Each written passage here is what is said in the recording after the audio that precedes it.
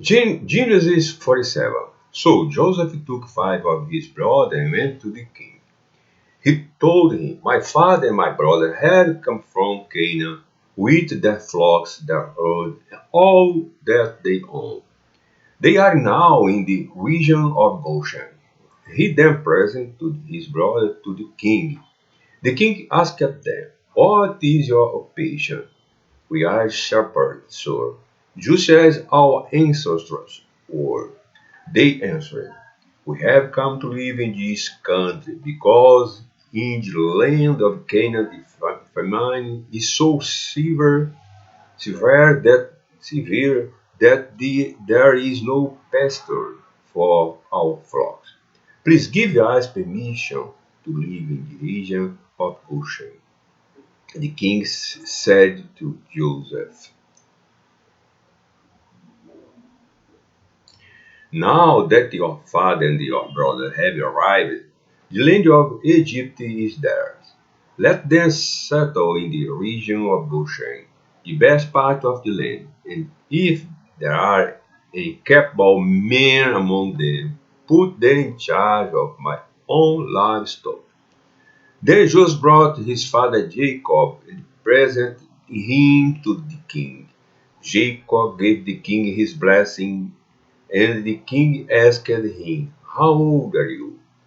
Jacob answered, My life of wandering has lasted 130 years. 30 years. Those years have been few and difficult, unlike the long years of my ancestors in their wandering. Jacob gave the king a farewell blessing and left. Then Joseph settled his father and his brother in Egypt, giving them property and the best of the land near the city of Ramses. As the king had commanded, Joseph provided food for his father, his brother, and all the rest of his father's family, including the very youngest. The famine. The famine was so severe that there was no food anywhere. And the people of Egypt and Canaan became weak with hunger. As they bought grain, Joseph collected all the money and took it to the palace. When all the money in Egypt and Canaan was spent, the Egyptians came to Joseph and said, Give us food, don't let us die. Do something. Our money is all gone. Joseph answered, Bring your livestock. I will give you food in exchange for it, if your money is all gone. So they brought their livestock to Joseph, and he gave them food in exchange for their horses, sheep, goats, cattle, and donkeys. That year he supplied them with food in exchange for all their livestock. The following year they came to him and said, He will not hide the fact from you, sir, that our money is all gone and our livestock belongs to you. There is nothing left to give you except our body and our lands. Don't let us die. Do something. Don't let our fields be deserted, but, buy us and our land in exchange for food. We will be the king's slaves, and he will own our land. Give us grain to keep us alive, and seed to that we can plant our field. Joseph bought all the land in Egypt for the king. Every Egyptian was forced to sell his land, because the famine was so severe, and all the land became the king's property. Joseph made slaves of the people from one end of Egypt to the other. The only land he did not buy was the land that belonged to the priests.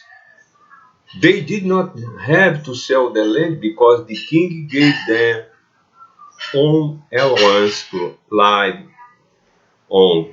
Joseph said to the people, You see, I have now bought you and your land for the king. Here is seed for you to sow in your fields. At the time of harvest, you must give one fifth to the king. You can use the rest for seed and for food for yourself and your families. They answered, you have saved our life. You have been good to us, sir, and will be the king's slave. So Joseph made it a law for the land of Egypt that one fifth of the harvest should belong to king. This law still remains in force today on the land of the priest did not become the king's property. Jacob's last request. The Israelites live in Egypt in the region of Goshen, where they became rich and had many children. Jacob lived in Egypt 17 years until he was 147 years old. When the time drew near for him to die, he called for his son Joseph and said to him, place your hand between my thighs and make a solemn vow that you will not bury me in Egypt.